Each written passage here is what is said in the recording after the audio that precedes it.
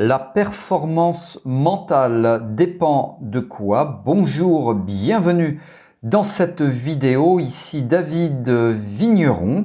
Je suis formateur en hypnose clinique, en thérapie bref, par ailleurs infirmier diplômé d'État et notamment expert en stratégie de réussite, développement personnel. Et ce que je vais aborder ici dans cette vidéo, c'est une thématique qui m'intéresse particulièrement parce qu'on va parler d'organisation, vous allez voir, on va parler de gestion du temps. Je dévoile un petit peu le contenu de cette vidéo. Quand on parle de performance mentale, ce n'est pas possible de ne pas en parler. Je vais vous donner bien sûr des trucs et astuces, des conseils, des choses que vous allez pouvoir mettre en place. On va parler de tout cela. Je vous propose, avant de démarrer, de vous abonner à ma chaîne YouTube. Pour cela, cliquez sur le bouton s'abonner et activez la cloche de notification pour être informé lorsque je sors de nouvelles vidéos. C'est gratuit et c'est régulier, donc profitez-en. Alors cette vidéo, elle est vraiment destinée aux personnes elles-mêmes qui veulent augmenter, accroître leur performance mentale, mais également aux coachs, aux thérapeutes, aux sophrologues, hypno, relaxo, etc. Qui se disent, bah tiens, pourquoi pas acquérir un petit peu de compétences ou de savoir que je pourrais transmettre à mes consultants. Alors, qui dit performance mentale, dit pour la plupart des personnes technique. Il faut que je travaille sur des techniques. Pour performer mentalement, c'est de la technique. Pour performer mentalement, eh bien, je dois faire de la méditation, je dois travailler sur mon mindset, je dois faire de l'hypnose, je dois travailler sur la gestion du stress. Oui, mais non. Oui, bien sûr, tout ça c'est fondamental, c'est important, mais non, ça ne suffit pas. Il n'y a pas que ça. Ça, c'est finalement le travail de fond, mais il y a tout un travail de forme également. Je vais aborder ça ici. C'est une série de 4 vidéos que je vous propose, là, celle-ci étant la première, de façon, comme je vous l'ai dit, à pouvoir performer mentalement. Je vous le souhaite en tout cas. Et donc, je constate que beaucoup de personnes négligent, pour ne pas dire la plupart d'ailleurs, ce que je vais aborder dans ces vidéos. Et donc aussi, raison pour laquelle être meilleur que les autres, si vous pouvez, tant mieux, je vous propose d'appliquer ce que je vais vous expliquer ici. La performance mentale dépend de quoi? Eh bien, notamment, elle dépend de la gestion du temps. Pour moi, le temps, c'est la ressource la plus précieuse. Je dis bien la ressource la plus précieuse qui est à votre disposition dans cette vie. Alors, vous allez me dire, il y a la santé. Je suis tout à fait d'accord. Loin de moi de dire que la santé, c'est pas quelque chose de précieux, de fondamental, d'important. Mais quand vous êtes malade, vous pouvez espérer guérir. Il y a des traitements, il y a des thérapies, il y a des choses qui existent. Je dis pas que ça fonctionne toujours, mais vous pouvez espérer guérir. Quand si vous voulez éviter de contracter certaines maladies, je pense à certains cancers, à des bronchites chroniques, etc., on peut jouer sur la prévention.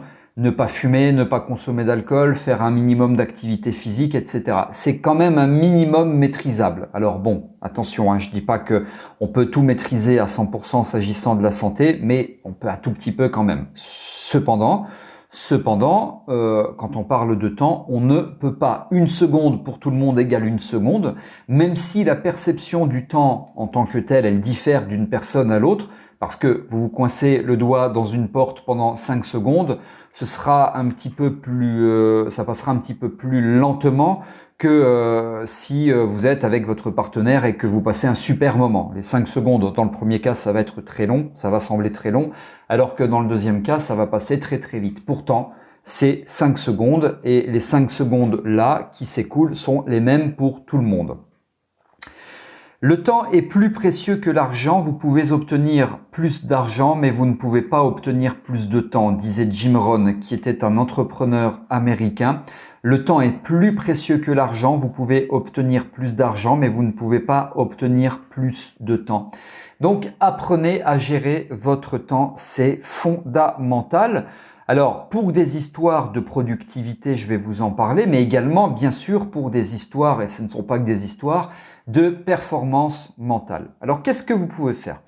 Par exemple, vous pouvez mettre en place des routines. L'avantage d'une routine, c'est que c'est un process qui est maîtrisé parce que vous le faites tous les jours et donc vous n'avez plus besoin de vous concentrer sur l'organisation de celui-ci, mais uniquement sur celui-ci et son contenu. Donc, vous libérez de la bande passante et il n'y a plus de soucis d'organisation. Par exemple, imaginons, je veux réussir les championnats du monde je sais pas moi, d'échecs. Allez, imaginons d'échecs.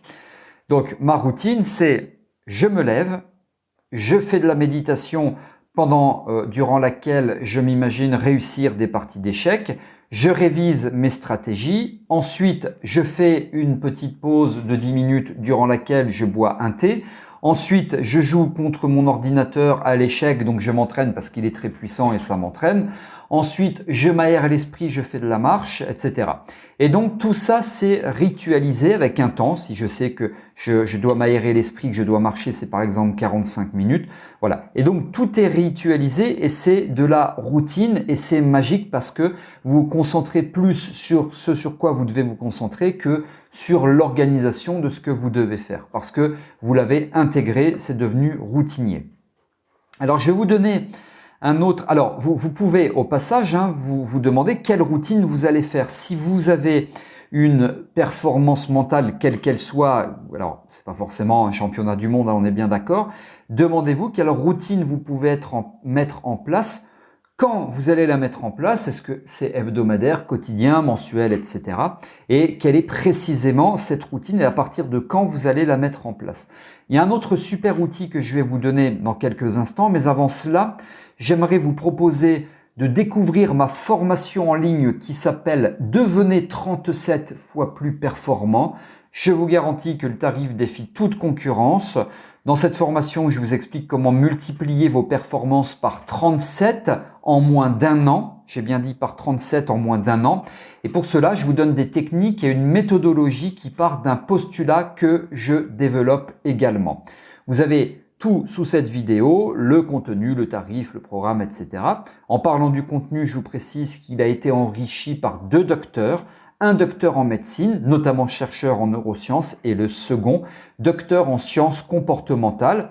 Le programme, etc. Vous avez tout sous cette vidéo. Donc, si vous voulez utiliser les mêmes techniques que les champions et que les leaders des stratégies de réussite, jetez un œil sous cette vidéo. Vous maîtriserez donc des méthodes que peu de personnes utilisent et ça sans passer des mois en formation. Profitez-en.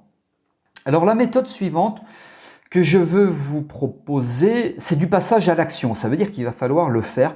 Moi, personnellement, je l'utilise depuis septembre 2015. Pourquoi? Parce que je suis allé à un séminaire en septembre 2015, un peu, vous savez, à l'américaine. C'est-à-dire, on était... Pardon, je fais tomber mon stylo, excusez-moi. On était entre 500 et 1000 avec une énergie assez particulière, une ambiance assez spécifique sur les stratégies de réussite, comment optimiser votre potentiel, etc. C'était très intéressant et c'est là que j'ai découvert ce que je vais partager avec vous et que je le mets en application tous les jours depuis septembre 2015. Au moment où je fais cette vidéo, ça fait près de 10 ans.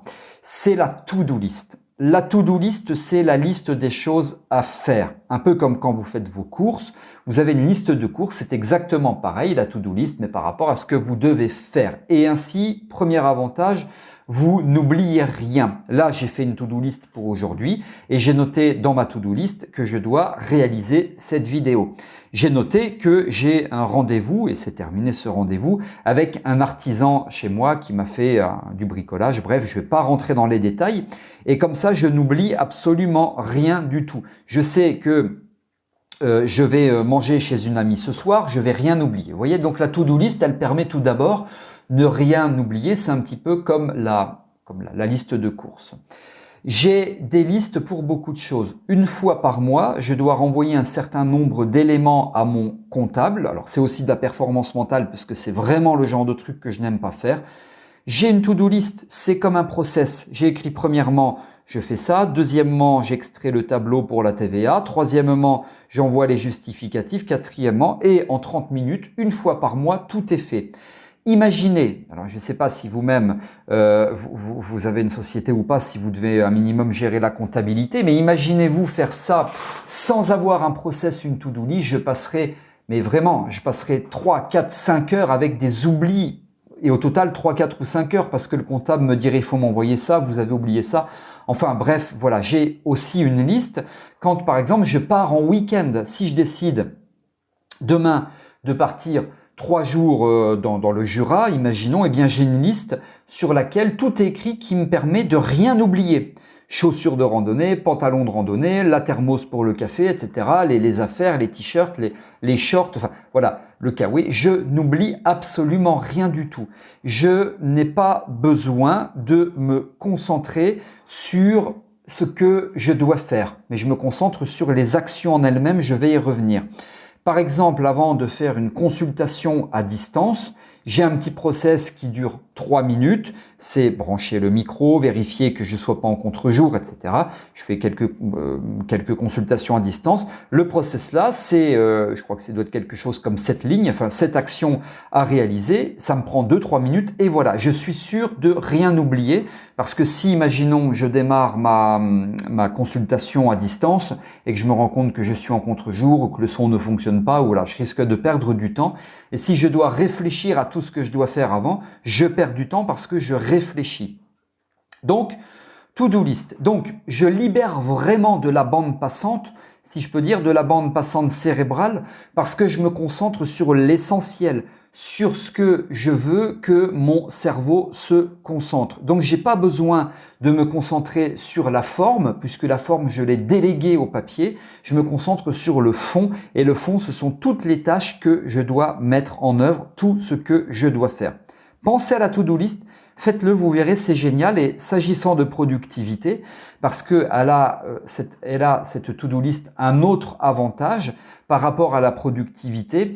Alors, le chiffre que je vous donne, c'est très compliqué à dire comment je l'ai calculé, parce qu'en réalité, je ne l'ai pas calculé. Donc là, c'est assez intuitif.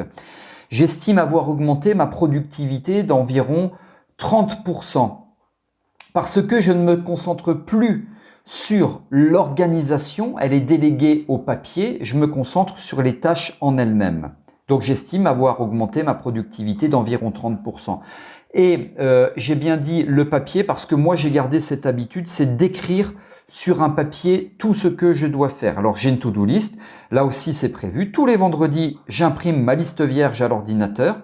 Voilà, parce que par exemple, je sais que le jeudi, c'est la journée de la comptabilité. Enfin, ça dure 5 minutes. Hein. Il y a une grosse comptabilité une fois par mois qui dure 30 minutes. Mais par exemple, tous les jeudis, c'est la comptabilité. Les jeudis, je réponds aux différentes questions sur les réseaux sociaux, sur les groupes Facebook qu'on me pose. Tous les mardis, j'ai la to-do list devant mes yeux pendant que je parle. Je sais qu'il y a une vidéo YouTube qui est postée à 20h, comme tous les jeudis à 18h. Je sais que, etc., etc. Voilà, vous voyez, il y a tout un process comme ça. Et donc, moi, j'écris tout sur un papier, sauf tout ce qui revient toutes les semaines, comme par exemple comptabilité le jeudi, la sauvegarde de mes sites internet que je vérifie si ça a été fait, c'est les vendredis, c'est mon ingénieur qui s'occupe de ça, etc. Voilà, et donc j'écris tout parce que je m'appuie sur une étude anglo-saxonne qui dit que tout ce qui est écrit augmente la productivité. Et on atteint de 30% en plus, c'est quasiment 30%, donc plus d'atteinte d'objectifs à hauteur de 30% quand on écrit. Donc en plus de la to-do list, j'écris. Enfin, la to-do list, je l'écris. Et c'est pour toutes ces raisons-là que j'estime avoir grandement augmenté ma productivité. Et dans ma to-do list, en bas de chaque jour, j'ai objectif au pluriel atteint, oui ou non. Et les objectifs, en fait, ce sont toutes les petites tâches que je dois faire et je mets oui si j'ai tout fait. Et donc, ma bande passante cérébrale est complètement libérée. Je gère mon temps, qui est la ressource la plus précieuse pour moi avec la santé et la famille, on est bien d'accord, hein, et j'augmente aussi ma productivité. Et derrière augmenter la productivité, il y a le fait que je gagne plus d'argent, c'est important, l'argent pour moi en tout cas, le fait que j'ai plus de temps à consacrer à mon entourage, etc., etc. Voilà tout ce que je souhaitais vous expliquer ici. Des astuces, des trucs, des techniques telles que celle-ci, je vous en partage des dizaines dans la formation Devenez 37 fois plus performant. Il y a vraiment tout. Je vous partage d'ailleurs la vraie to-do list que j'utilise. Enfin, je vous la montre. Enfin, vous avez absolument tout. Donc, n'hésitez pas à jeter un œil sous cette vidéo. Découvrez le programme. Vous verrez que le tarif, c'est vraiment pour dire que, parce que c'est vraiment donné, si je peux dire. Voilà, et si vous avez des questions, des remarques, commentaires, suggestions ou autres, c'est sous cette vidéo que j'espère vous avez appréciée. Si c'est le cas, vous likez en cliquant sur le pouce bleu. Merci de m'avoir suivi, merci pour votre confiance. Je vous retrouve avec grand plaisir dans de prochaines vidéos. À très bientôt.